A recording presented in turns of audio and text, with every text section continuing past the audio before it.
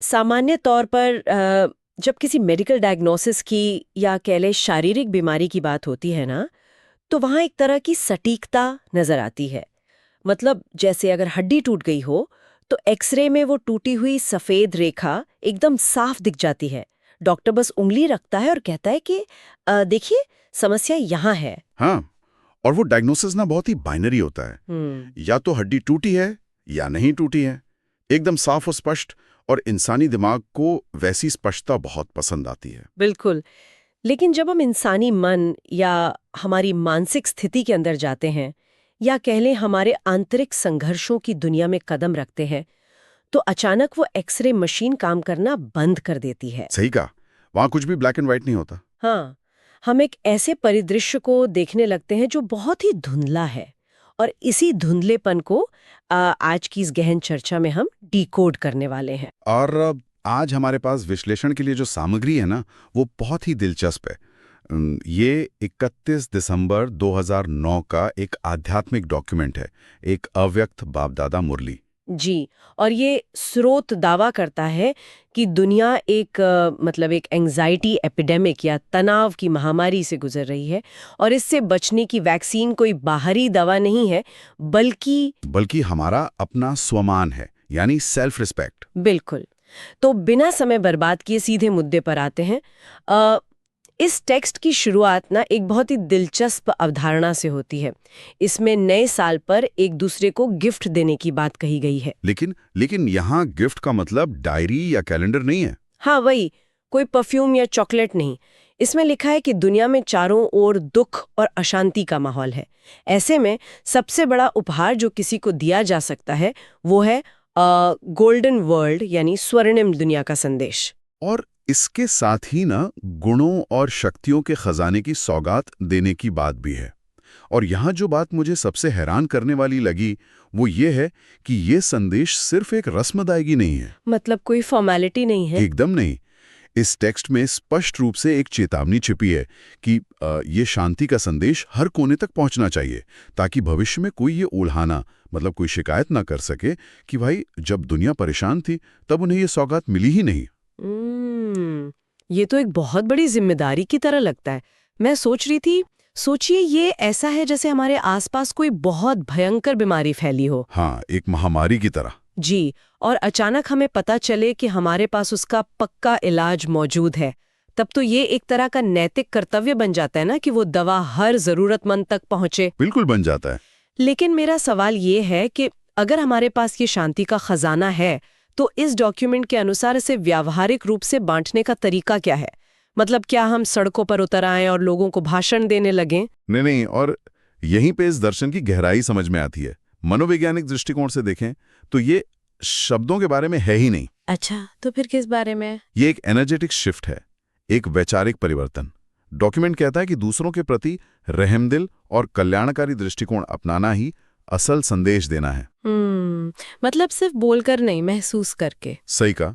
जब मन में दूसरों के लिए सच्ची करुणा होती है ना, तो इंसान का व्यवहार, उसके चेहरे के भाव, मतलब उसकी पूरी उपस्थिति ही वो शांति संप्रेषित करने लगती है। मतलब हम सिर्फ शांति के बारे में बात नहीं कर रहे होते, बल्कि हम स्वयं शांति का एक अवतार बन जाते हैं। इसे अगर रोजमर्रा की जिंदगी से जोड़ के देखें, तो मान लीजिए किसी ऑफिस में बहुत ज्यादा तनाव है, डेडलाइंस को लेकर हर कोई घबराया हुआ है, जो कि आजकल बहुत आम बात है। हाँ, ऐसे में अगर कोई एक सहकर्मी पूरी तरह से शांत और स्थिर होकर अपना काम कर रहा है और दूसरों की मदद के लिए तैयार है, तो उसकी वो शांति बिना कुछ कहे ही पूरे कमरे का माहौल बदल देती है। ये एकदम सटीक उदाहरण है, और यहीं से इस विश्लेषण का सबसे महत्वपूर्ण हिस्सा शुरू होता है।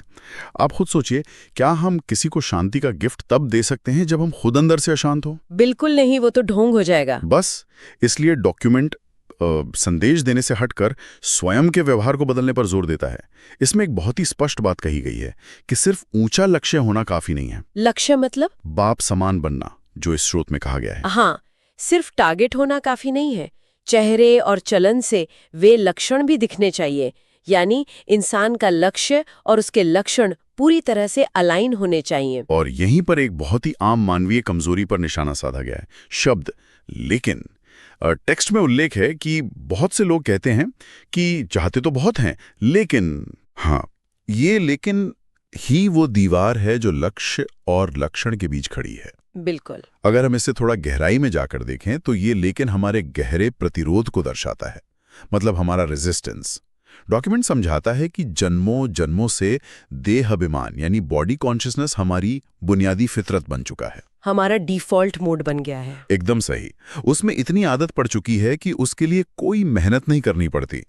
अब चुनौती यह है कि देही अभिमान यानी सोल कॉन्शियसनेस को भी बिना मेहनत के उतना ही प्राकृतिक बनाना है। अब यहाँ मैं थोड़ा पुशबैक देना चाहूंगी। ये कहना बहुत आसान लगता है कि नेचुरल तरीके से देही अभिमानी बनो, पर सच तो ये है कि इसमें बहुत संघर्ष होता है। हाँ, ये रातों रात नहीं होता। मतलब ये मुझे ऐसा लगता है जैसे किसी इंसान को सालों से गलत पोस्चर में बैठने की आदत हो गई हो, कुर्सी पर झुक कर बैठना। हाँ। अब वो झुक कर बैठना उसके शरीर के लिए नेचुरल हो गया है। और जब वो सीधा होता है तो दर्द होता है। बिल्कुल।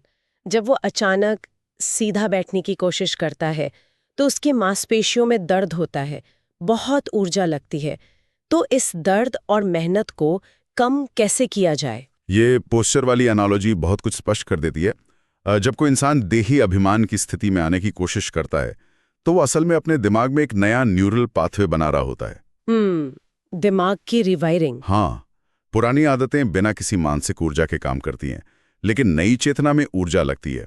इस मेहनत को कम करने के लिए ये डॉक्यूमेंट एक बहुत ही शक्तिशाली मनोवैज्ञानिक उपकरण देता है, ट्रस्टी या करणहार का माइंडसेट। हाँ, इसमें ब्रह्मा बाप का एक बहुत ही ऐतिहासिक उदाहरण भी दिया गया है कि इतनी विशाल जिम्मेदारियों का बोझ होने के बावजूद वो खुद को सिर्फ करणहार मानते थे। यानी सिर्फ एक निमित्त या ट्रस्टी। जी, और करावणहार यानी असली डायरेक्टर शिव बाबा को समझते थे। और आप देखिए, जब कोई व्यक्ति ये मान लेता है कि भाई मैं इस सब का मालिक नहीं हूं, मैं सिर्फ एक ट्रस्टी हूं, तो उसका पूरा नजरिया बदल जाता है। हल्कापन आ जाता है। बिल्कुल। काम का सारा तनाव, परिणामों का डर और हार जीत की चिंता अचानक गायब हो जाती है। मेहनत इसलिए भारी लगती है क्योंकि इंसान खुद को करावनहार समझने का भ्रम पाल लेता है, दुनिया भर का बोझ अपने कंधों पर उठा लेता है। ठीक है, इसे थोड़ा और खोलकर समझते हैं। ट्रस्टी बनने का विचार सुनने में तो बहुत सुंदर है, लेकिन क्या ये एक तरह का पलायनवाद या एस्केपिज्म नहीं बन सकता? आप किस तरह से कह रही हैं? मतलब अगर किसी प्रोजेक्ट में भारी नुकसान हो गया या कोई काम बिगड़ गया तो इंसान कह सकता है कि मैं तो सिर्फ निमित्त था, ये तो ऊपर वाले की मर्जी थी।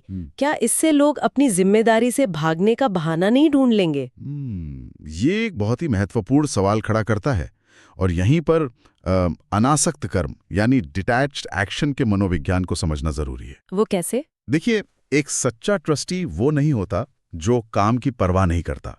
असल में एक ट्रस्टी किसी भी संपत्ति या कार्य की देखभाल मालिक से भी ज्यादा सावधानी और ईमानदारी से करता है, क्योंकि उसे पता होता है कि ये अमानत किसी और की है। बिल्कुल। वो अपना 100% देता है, लेकिन रात को सोते समय वो उस काम के तनाव को अपने दिमाग पर हावी नहीं होने देता। वो परिणामों से डिटैच्ड है, अपने प्रयासों से नहीं। ये एक बहुत ही स्पष्ट और जरूरी अंतर है। मतलब प्रयास पूरा करना है, लेकिन परिणामों के बोझ से मुक्त रहना है। एकदम सही। अब सवाल ये उठता है कि अगर ये ट्रस्टी माइंडसेट इतना फायदेमंद है तो लोग इसे हमेशा बनाए क्यों नहीं रख पाते? मतलब हम बार बार उस पुरानी बोझल सोच में क्यों गिर जाते हैं? इसका जवाब इस टेक्स्ट में एक बहुत ही आकर्षक रूपक के जरिए दिया गया है, और वो है माया और व्यर्थ संकल्प का कॉन्सेप्ट। हाँ, इस डॉक्यूमेंट का ये हिस्सा वाकई बहुत गहरा है। नए साल के साथ ये सिर्फ पुराने कैलेंडर को बदलने की बात नहीं करता। नहीं, ये पुराने संस्कारों और इस माया को विदाई देने की बात करता है। और यहीं पे बात बहुत ही दिलचस्प हो जाती है। मतलब इस टेक्स्ट का सबसे आकर्षक हिस्सा वो है जहां माया या नकारात्मकता खुद अपना रहस्य खोलती है। वो कहती है कि मैं खुद नहीं आती। बिल्कुल। इसमें कहा गया है कि माया खुद नहीं आती, जब उसे बुलाया जाता है, यानी आवाहन किया जाता है, तभी वो प्रवेश करती है। ये सुन के मुझे लोक कथाओं वाले उस पिशाच या वैम्पायर की याद आ गई। अरे हाँ, वो जो घर के अंदर नहीं आ सकता जब तक घर का कोई सदस्य खुद उसे अंदर आने का न्योता न दे दे। तो इस टेक्स्ट के अनुसार इंसान अनजाने में ये न्योता दे कैसे रहा है? वो न्योता या आमंत्रण कुछ और नहीं बल्कि हमारे अपने व्यर्थ संकल्प हैं, यानी वेस्ट थॉट्स, ओवरथिंकिंग या बिना किसी दिशा के मानसिक ऊर्जा का बहना। अक्सर लोगों को लगता है कि विकारी संकल्प यानी किसी का बुरा चाहना या क्रोध करना ही सबसे बड़ी समस्या है, लेकिन ये टेक्स्ट बताता है कि व्यर्थ संकल्प कहीं ज्यादा खतरनाक हैं, क्योंकि वे साइलेंट किलर की तरह काम करते हैं। व्यर्थ संकल्प दीमक की तरह होते हैं।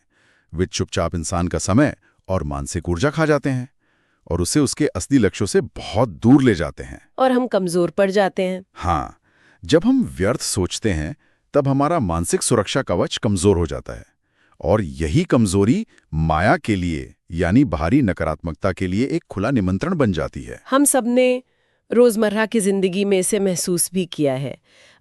जैसे रात को सोने से पहले छत को घूरते हुए ये सोचना कि आज मीटिंग में बॉस ने मुझे उस तरह से क्यों देखा, या उस मैसेज का क्या मतलब था, है ना? बिल्कुल। या उस रिश्तेदार ने उस बात का क्या मतलब निकाला होगा।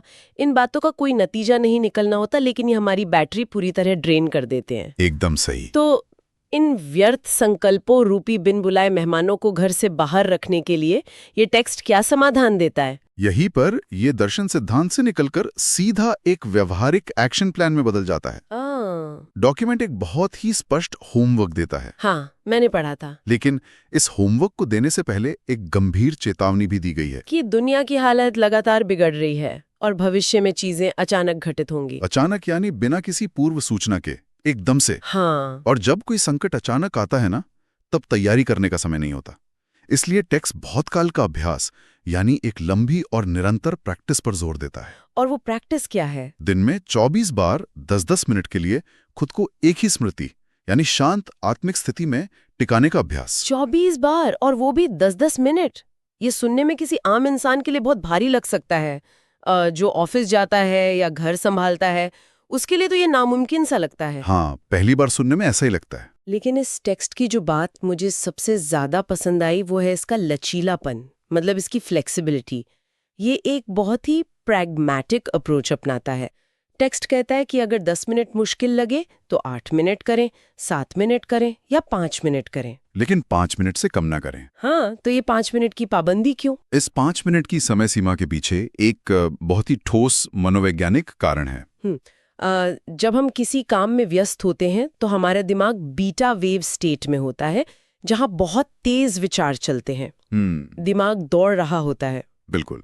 जब कोई व्यक्ति ध्यान लगाने या शांत होने बैठता है तो दिमाग को उन तेज विचारों को धीमा करने और अल्फा स्टेट में आने के लिए कम से कम 3 से 5 मिनट का ट्रांजिशन टाइम लगता ही है। अरे वाह, मतलब ये तो बिल्कुल किसी अच्छे जिम ट्रेनर की तरह है। वो कैसे? जो कहता है कि अगर 10 किलो का डंबल भारी लग रहा है तो 5 किलो का उठा लो, लेकिन अपनी एक्सरसाइज के सेट पूरे करो, कंसिस्टेंसी मत तोड़ो। एकदम सटीक उदाहरण है। और ये कंसिस्टेंसी असल में क्या कर रही है? ये इंसान के अंदर एक इमरजेंसी रिफ्लेक्स या कह लें मसल मेमोरी बना रही है। Muscle memory. सोचिए, किसी को अचानक अपनी नौकरी जाने की खबर मिलती है या कोई दुर्घटना हो जाती है। उस पल में कोई ये नहीं सोच सकता कि रुकिए, मुझे शांत होने की तकनीक याद करने दीजिए। तब तो बस रिएक्शन निकलता है। सही कहा। उस समय वही प्रतिक्रिया बाहर आती है जिसकी हमने सबसे ज्यादा प्रैक्टिस की होती है। बहुत काल का अभ्यास ये सुनिश्चित करता है कि संकट के समय हमारी डिफॉल्ट प्रतिक्रिया पैनिक या घबराहट ना हो, बल्कि गहरी शांति और स्थिरता हो। बिल्कुल। ये बहुत ही तार्किक और जरूरी लगता है। लेकिन यहाँ एक और व्यवहारिक समस्या आती है। जब लोग उन 5 या 10 मिनट के लिए आंखें बंद करके बैठते हैं ना, तो अक्सर दिमाग और ज्यादा भागने लगता है। हाँ, ध्यान भटकता है।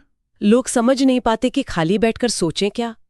इसके लिए ये डॉक्यूमेंट एक बहुत ही शक्तिशाली टूल देता है, स्वमान की माला। स्वमान यानी सेल्फ रिस्पेक्ट। टेक्स्ट बताता है कि वर्ल्ड अलमाइटी अथॉरिटी द्वारा स्वमान की एक पूरी लिस्ट दी गई है जी। जब वे 5 मिनट के लिए बैठें तो दिमाग को खाली करने के बजाय उसे इन ऊंचे विचारों से भरना है। ये केवल एक पॉजिटिव एफर्मेशन नहीं है। तो फिर क्या है? ये एक गहरी मनोवैज्ञानिक रीप्रोग्रामिंग है। और इसमें एक बहुत ही खूबसूरत नजरिए का जिक्र है, वाह बच्चा वाह की दृष्टि। ये सुनकर बहुत अच्छा लगा। और अगर हम इसे न्यूरोसाइंस के नजरिए से देखें ना, तो हमारे दिमाग का एक हिस्सा होता है एमिगडाला, जो लगातार खतरा, डर या असुरक्षा को स्कैन करता रहता है। जहां से हमारी सारी एंग्जाइटी आती है। हाँ, मैं काफी नहीं हूँ, लोग मेरे बारे में क्या सोचेंगे, मुझे खुद को साबित करना है, ये सब यहीं से आता है। लेकिन जब इंसान खुद को वाह बच्चा वाह की दृष्टि से देखता है, यानी उसे ये महसूस होता है कि इस ब्रह्मांड की सर्वोच्च सत्ता से उसे पहले ही स्वीकृति या वैलिडेशन मिल चुकी है, तो वो असुरक्षा का अलार्म तुरंत बंद हो जाता है। बिल्कुल, वो शांत हो जाता है। मतलब जब दुनिया की सबसे बड़ी अथॉरिटी ने आपको पास कर दिया है, तो फिर छोटी मोटी चीजों से वैलिडेशन मांगने की क्या जरूरत? ये देह अभिमान को जड़ से खत्म करने का कितना सटीक तरीका है ना? हाँ, और इसी से जुड़ा एक वरदान भी इस डॉक्यूमेंट में उल्लेखित है, स्वयं को डबल ताजधारी या डबल क्राउन समझना। जी, एक ताज है लाइट यानी पवित्रता का, और दूसरा ताज है जिम्मेदारी का। तो ये दोनों साथ कैसे चलते हैं? ये डबल क्राउन का कॉन्सेप्ट एक बेहतरीन संतुलन को दर्शाता है। अक्सर ऐसा होता है कि जो लोग बहुत पवित्र या आध्यात्मिक होते हैं, वे दुनियावी जिम्मेदारियों से कट जाते हैं, पहाड़ों पर चले जाते हैं। हाँ, और जो लोग जिम्मेदारियों में डूबे होते हैं, वे अपनी आंतरिक शांति और पवित्रता खो बैठते हैं। ये दर्शन दोनों को साथ लेकर चलने की वकालत करता है। और इस पूरी चर्चा के अंत में मुझे अव्यक्त इशारे का वो हिस्सा सबसे ज्यादा प्रासंगिक लगा, जहां कहा गया है कि हर इंसान के अंदर शक्ति रूपी गर्मी और स्नेह या नर्मता रूपी नरमी दोनों का होना बहुत जरूरी है, ताकि वो हर परिस्थिति में खुद को मोल्ड कर सके। बिल्कुल। इसे पढ़ते ही मुझे धातु विज्ञान या कह लें मेटलर्जी का ध्यान आ गया। अच्छा। हाँ, जैसे किसी भी सख्त धातु को अगर एक नया और उपयोगी आकार देना हो तो किसी एक चीज से काम नहीं चलता। उसे पिघलाने के लिए भट्टी की प्रचंड गर्मी चाहिए, और फिर उसे सही आकार देने के लिए हथौड़े की संधी हुई नरमी, ये कला भी चाहिए। अरे वाह, ये मेटालर्जी वाली एनालॉजी तो इस सिद्धांत को पूरी तरह से स्पष्ट कर देती है। अगर किसी व्यक्ति के अंदर सिर्फ गर्मी है, यानी वो सिर्फ अपनी अथॉरिटी या शक्ति दिखाता है, तो वो कठोर और अहंकारी बन जाएगा। और वो टूट जाएगा। हाँ, और अगर वो सिर्फ नर्म है, बिना किसी आंतरिक शक्ति के, तो दुनिया उसका फायदा उठाएगी, वो अपनी सीमाओं की रक्षा नहीं कर पाएगा। तो शक्ति और नम्रता दोनों चाहिए। बिल्कुल। स्वमान हमें वो आंतरिक शक्ति या गर्मी देता है जिससे हम अपनी जगह पर अडिग रहते हैं, जबकि दूसरों के प्रति रहम और कल्याण की भावना हमारे अंदर वो नरमी या नम्रता लाती है। इन दोनों का संतुलन ही हमें हर परिस्थिति में मोल्ड होने, यानी परिस्थितियों के अनुसार सही आकार लेने की क्षमता देता है। और जब ये दोनों मिलते हैं, तभी मन, वचन और कर्म में सच्ची दिव्यता झलकती है। तो अगर हम आज की इस पूरी गहन चर्चा को समेटें, तो ये डॉक्यूमेंट आधुनिक जीवन की सबसे बड़ी समस्याओं का एक बहुत ही व्यावहारिक समाधान पेश करता है। जी बिल्कुल। आज के समय में जहां हर तरफ सूचनाओं का शोर है और तनाव जिंदगी का एक डिफॉल्ट हिस्सा बन गया है, वहां खुद को सिर्फ एक ट्रस्टी मानना कितना मुक्तिदायक हो सकता है। मतलब काम पूरी लगन से करें, लेकिन बोझ ना पालें। और इसके साथ ही वे दिन भर के 5-5 मिनट के स्वमान वाले ब्रेक, ये अब कोई लग्जरी नहीं रह गई है। तो क्या बन गई है? ये हमारी अपनी मानसिक ऊर्जा को सुरक्षित रखने की एक बुनियादी जरूरत बन गई है। ये हमें सिखाता है कि हमें बाहर की दुनिया की अचानक होने वाली घटनाओं से डरने की जरूरत नहीं है, बल्कि अपनी आंतरिक दुनिया की मसल मेमोरी को इतना मजबूत करना है कि कोई भी परिस्थिति हमें हिला ना सके। एकदम सही। ये मानसिक शांति को लेकर एक बहुत ही सशक्त दृष्टिकोण है। तो सुनने वालों, आज हमने शुरुआत की थी इस विचार के साथ कि इंसानी मन की उलझनों को देखने के लिए कोई एक्सरे मशीन नहीं होती। हाँ, कोई सीधा डायग्नोसिस नहीं होता। लेकिन शायद हमारी अपनी जागरूकता और स्वयं को देखने का हमारा नजरिया ही वो एक्सरे मशीन है। और आज के इस विश्लेषण को हम एक ऐसे सवाल के साथ खत्म करना चाहते हैं जो इस पूरी चर्चा के केंद्र में है, लेकिन जिसका जवाब हर किसी को अपने भीतर खोजना है। जी, अगर ये सच है कि इंसान का मन केवल उन्हीं मेहमानों यानी विचारों और भावनाओं का स्वागत करता है जिन्हें हम खुद आमंत्रित करते हैं, तो जरा सोचने वाली बात है, इस वक्त हम अनजाने में अपने अंदर किन किन चीजों को निमंत्रण दे रहे हैं। इस पर विचार जरूर कीजिएगा। श्रोताओं, आज की इस गहन चर्चा में हमारे साथ जुड़ने के लिए धन्यवाद।